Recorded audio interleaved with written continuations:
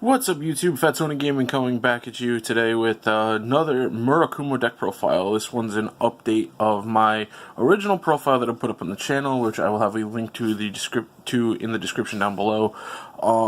And so I've been doing a lot of testing with this deck against a lot of like the top tier decks and stuff like that, and made some adjustments, and the deck has actually become incredibly good. It's very powerful. Can not only bomb rush the field like the last build could, but now it can generate multi-attacks and generate advantage, while also just consistently just pressuring your opponent. And really it only came down to swapping out a set of grade 1s and a set of grade 2s, and that changed the complete structure of the deck. So again, starting off just like in my last profile, got Stealth Beast Cat Devil as our starter. Like we said, we want the immediate draw, and the soul is really important for the deck. Although not as important now because we do have a way to gain soul, but it's not 100% consistent. But it is significantly more consistent than the previous build where we had to worry about running out of soul for using all of our Soul Blast effects. And then grade 3s haven't really changed. We're still running 4 sets of Covert Demonic Dragon Mandala Lord. He's your primary ride in this deck. You know, on place, get Excel Circle, Counter Blast 1, Soul Blast 1, clone 2 cards. Is incredibly powerful, allowing you to fill up the field very quickly. One drawback I have noticed, though, as of recent with playing this deck, though, is I find myself in a lot of situations, if I don't commit to board early, his on-ride is just not as good. I mean, it's still a +1, but when I have like cards that I'd prefer to clone out, and against like decks that have early retire with like Shadow Paladin and Kagero and stuff like that, it's just hard to maintain early board to take advantage of his on-ride effect. But it does become much better during the mid to late game when you can start consistently getting them to hand and then re-riding and cloning out your stuff. But still, absolutely the preferred ride of the deck. And then, of course, we have our backup, still 4 copies of Twin Swordsman Musashi. You know, he's your main beat stick on rearguard, but, you know, riding him on Vanguard isn't terrible either. I've actually had a lot of games recently where I'd end up riding him first when I had the option of either him or Mandala Lord, because I'd rather have the setup for Mandala Lord, but I still get the Excel Circle. And if, you know, my opponent's just going center column, I can just call down a couple rear guards and swing in and force that guard restrict. So, definitely remaining as a 4-of. So now moving on to the grade 2s. This is the newest addition to the deck. 4 copies of Stealth Dragon Runestar. Stealth Dragon Runestar is the guy that allows you to actually multi-attack in the battle phase. And not only on top of that, you also get the copies that he calls back to your hand. So he gives you multi-attacks, and then it converts it into card advantage, which is really strong. So for those you don't know what he does, it's auto, rearguard circle, generation break 1, counter blast 1 when this unit attacks a Vanguard. If this unit is boosted, you may pay the cost. If you do, search your deck for up to 1 Stealth Dragon Runestar, call it to rearguard circle, shuffle your deck, and at the end of the turn, return the unit called to this effect to your hand. So the biggest thing he has going for him is he can just call the unit to any rearguard circle. It doesn't have to be open. So that means if you have something on an Excel Circle, you can swing with that, and then if you have a Runestar that you can boost, swing with that Runestar, and then you can call a Runestar to that Excel Circle.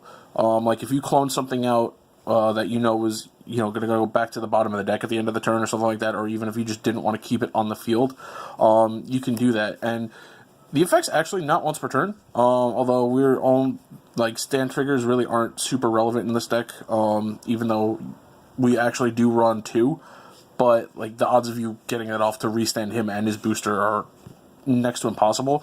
But it is fun to, like, you can set up little chain attacks where, like, if you have a bunch of grade 1s but only 1 Runestar, if you have a bunch in deck, you can call a Runestar in front of another booster and then use that to call another one, and then you just got 2 extra attacks, and you're going to go +2 to your hand at the end of the turn.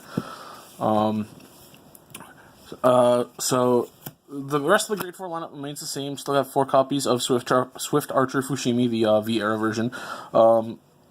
he's just a good beat stick. You're almost always going to have him be a 14k attacker, so he's always going to be good. And again, I've actually found in more games often than not, his ability to give something the ability to attack a back row unit has been very relevant. So, I'm probably going to keep him in just because that option to snipe back row rear guards is super good, especially against decks that have starters that they use to build resources and stuff like that. And then, of course, last but not least, 4 copies of my guy Mandala. Oddly enough, I find myself with him using him as a booster more often than not, because the deck really doesn't have, your 2 main attackers are Fushimi and Runestar, and so I find him being relegated to being a booster most of the time, which isn't terrible. I mean, he's a 9k booster, so like I said in the last deck profile, him plus Fushimi makes a 23k column, so that's really strong. And then, if you're cloning Mandala, if you can call him out and then somehow get another Mandala onto the field, which generally you will because you have access to things like Yasui Genma, it just makes it so he's a 9k booster in your deck thinning by calling him out. So that's good that he's seen more utility than just being a clone target. So now, moving on to the grade 1s, the biggest change that we made with grade 1s is we put in 4 copies of this guy, Stealth Dragon Onibayashi. Stealth Dragon Onibayashi is a grade 1 from the Genius Strategy Tactical Booster, or Technical Booster? Yeah, Technical Booster. And for those who don't know what he does, Shadow Stitch, Auto, Rearguard Circle, Generation Break 1. At the end of the battle that your unit attacked a Vanguard, if that unit did not hit until end of turn, this unit gets Auto, Rearguard Circle, put this unit into your soul. When this unit's attack hits a Vanguard, when your unit's attack hits a Vanguard, if you have a Vanguard with the Shadow Stitch ability or a Vanguard with with Yasui in its card name, you may pay the cost. If you do, draw a card and countercharge 1. So this guy has made the deck have such a weird kind of it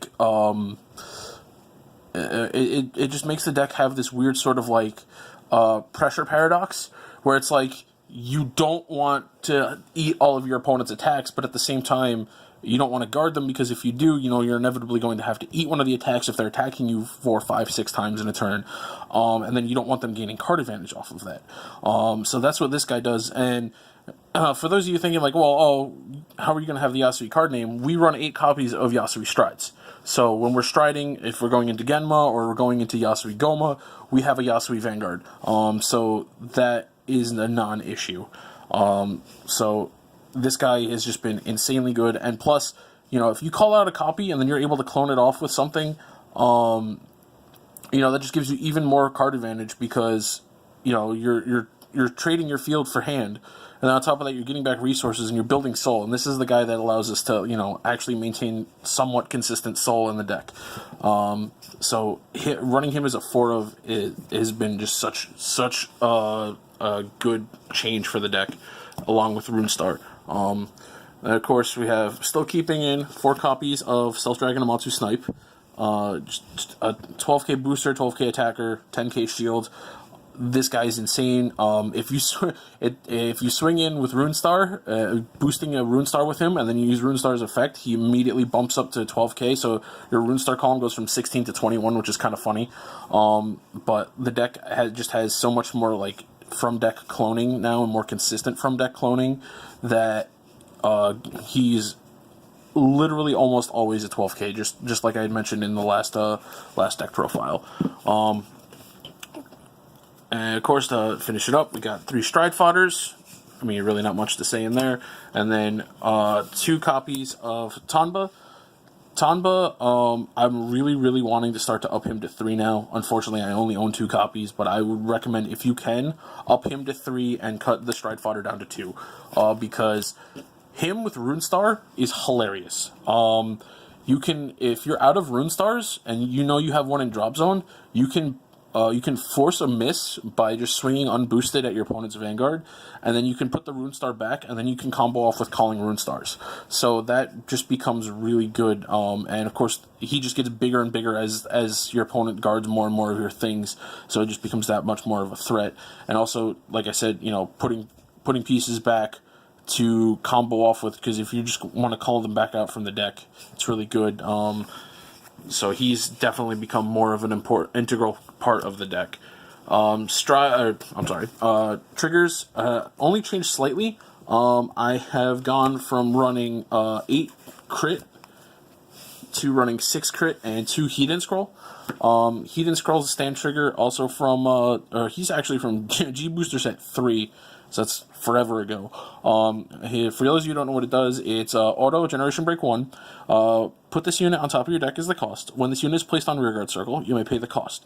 If you do, search your deck, or choose one of your Rearguards not named Stealth Dragon Heat Scroll, search your deck for up to 2 cards with the same card name as that unit and call them to separate Rearguard Circles, shuffle your deck, and then at the end of that turn, put the units called with this effect on the bottom of your deck in any order. So, what he's in here for, really, he's in here for setting up for your Homer Raider turns, and he's also in here to help you clone out things like Onibayashi. You call down one Onibayashi, and then you call down a Heat Scroll and clone it. You have 3 Onibayashi on field, so when if your Onibayashis go off, you're getting +3. You're going essentially +3. So it's insane. And then also on top of that, if you just need to apply pressure and you want to call down like a Musashi or something, and then you want to clone it so you have that much more pressure, he's also good for that as well.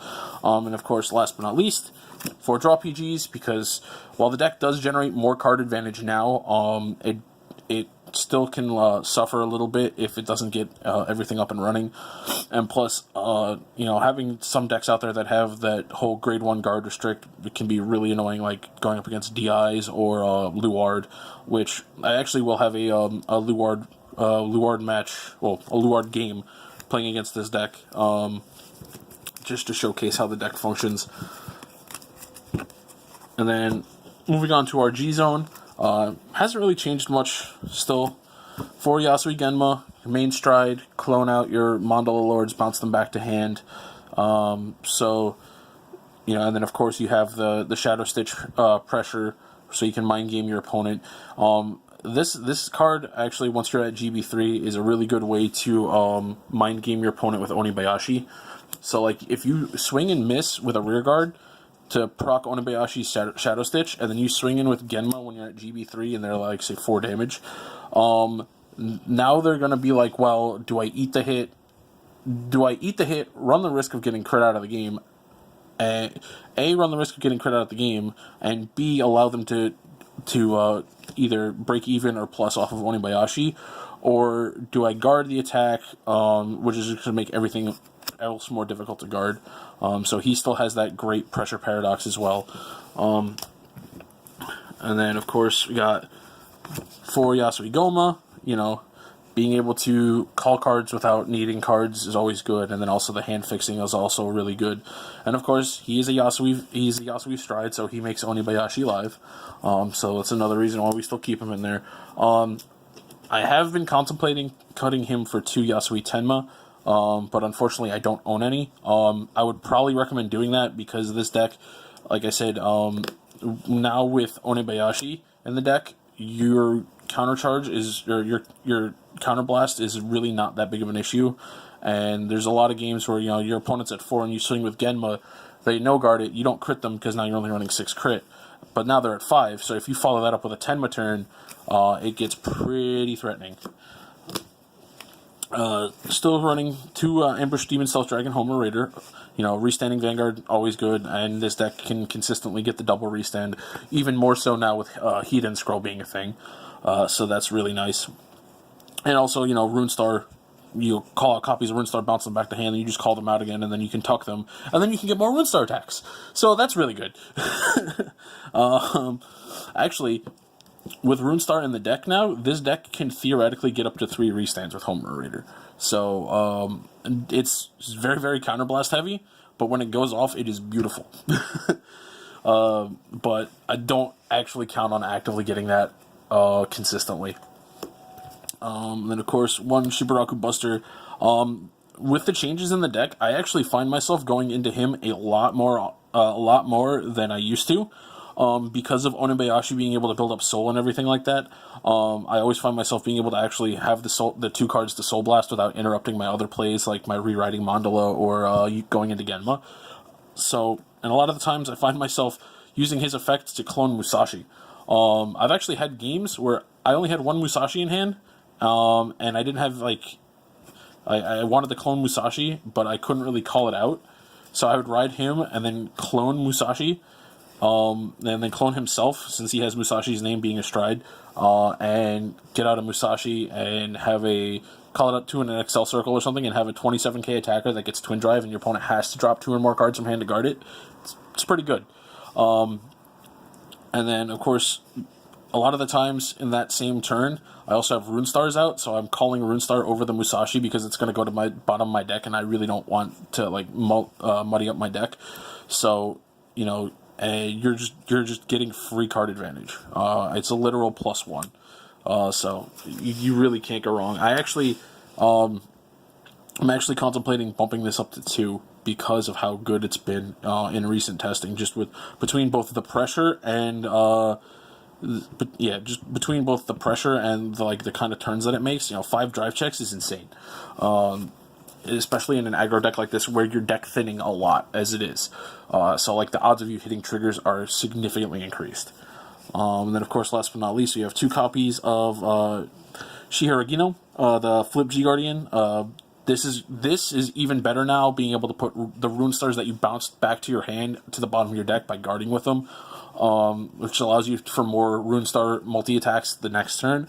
So she just becomes that much better. And, of course, being a 25k shield, yes, it's a counterblast, but, being able to be a 25k shield, and B, be able to, just put anything you guard with back into the bottom of your deck, like including triggers, is amazing. I mean, I've had turns where I go, all right, my opponent swings with a rear guard, and I guard with this, and then my opponent swings with their Vanguard, and I perfect guard the Vanguard, and now my perfect guard's back into my deck.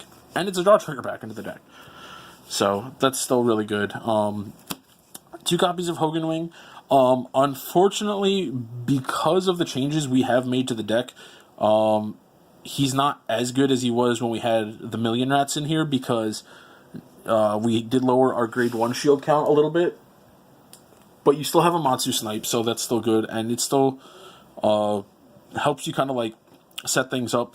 One thing I like to do with him is choose a Rune Star, and then that way, if I know I have Rune Stars left in my deck, I can automatically force it to the bottom of my deck, so I know that I'm not going to run the risk of drive checking into it and missing out on being able to clone out the Rune Star. So it's good for like getting things that you want to clone out of the way of potentially being a drive check as well. And then, of course, one last card, 1 copy of Shishi Izuki. Again, she's mainly just the flip fodder. I can't believe I messed that up 2 videos in a row. Flip fodder for Shiharagino.